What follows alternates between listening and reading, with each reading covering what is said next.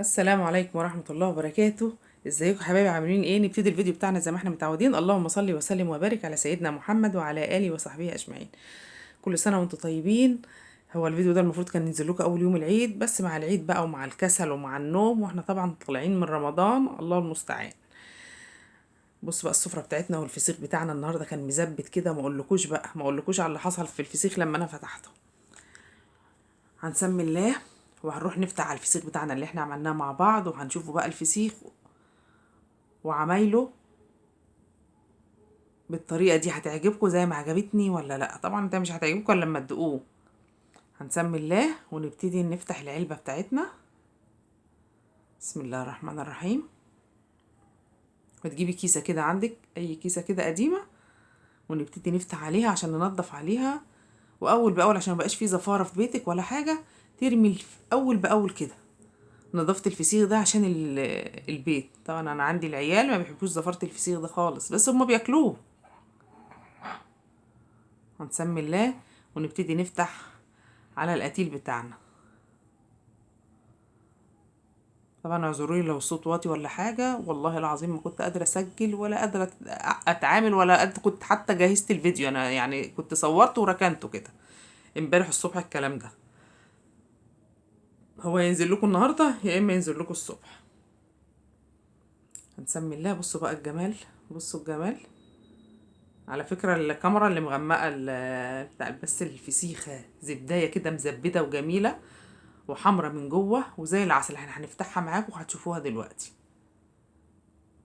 بصوا بسم الله ما شاء الله، كله طري وكله زي بعض. ولا طعمه بصراحة والله العظيم اللهم بارك يا رب، طعمه في منتهى الجمال.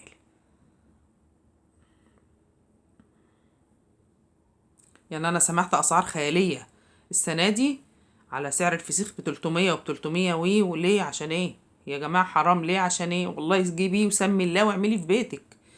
وكل حاجة دلوقتي على فكرة بتتعمل في البيت. سمي الله واملي بيتك خير، طالما ايدك طايلة جيبي وفري وجيبي اللي انت عايزاه، على الاقل بيبقى اضمن. هنسمي الله بقى كده ونبتدي. انا ما بغسلش الفسيخ، انا ما بحبش اغسله لان انا ببقى عامله ملح حلو ومظبوط. لو جه عليه ميه ولا حاجه ما بحسش بطعمه بصراحه. زي ما قلت لكم انا ببقى مظبطه الطعم بتاعه. هنبتدي نقطع الراس بتاعتنا كده بمقص بسكينه، وبنشيل بقى الطبقه اللي هي اللي بتبقى ناشفه ديت، او بتبقى بره كده اللي هي بتبقى يعني متعرفيش تمسكي بيها الفسيخيه. لان احنا عامه طبيعتنا انا وعيالي بنحب نمسك الفسيخ كده ببقنا. هو كل شيء له طريقه يعني.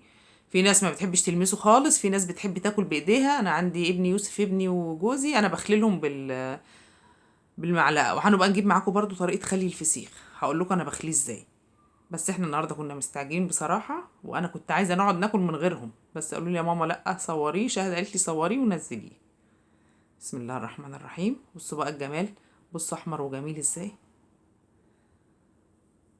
ما شاء الله ما شاء الله، زبده بجد، زبده ومليان لحم. بصوا انا كنت هاكل كده، هحط على بقي على طول واكل.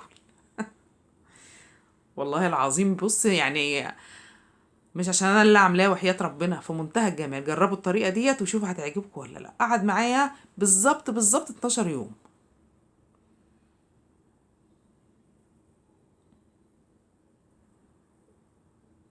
12 يوم ايه، انا كنت عاملاه يوم 31 و مكملش 12، ده 10 ايام. كنت عاملاه يوم 31 بالظبط. 31/3، 31/3 اه.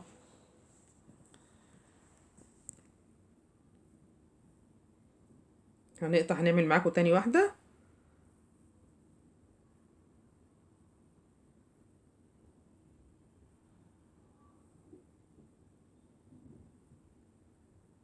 يعني احنا كلنا وشبعنا وكلنا منه مرتين. والله انا بصوره لكم او بسجله دلوقتي ريقي جرى، ولو في تاني كنت اكلت.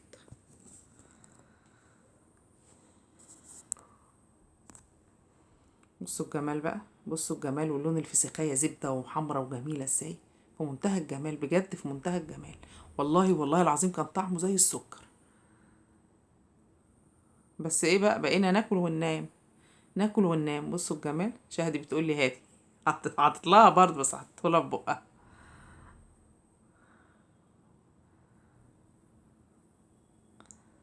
لو وصلتي معانا لحد كده حط لنا لايك، كومنت حلو، وشير، وفعلوا زر الجرس عشان ينزل لكم كل جديد.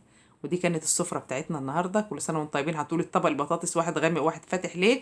انا كنت عاملة الغامق دوت وانا بنضف، فالنار يعني زادت عليه شوية، واياد بسم الله ما شاء الله عبال ما عملت كان كل نص، فحمرت تاني وحطيت بقى الفسيخ كل واحد ليه الفسيخية بتاعته كده في طبق. بس انا ويوسف حطينا الاتنين في طبق واحد عشان يوسف يحبني انا اعمل له افصص له.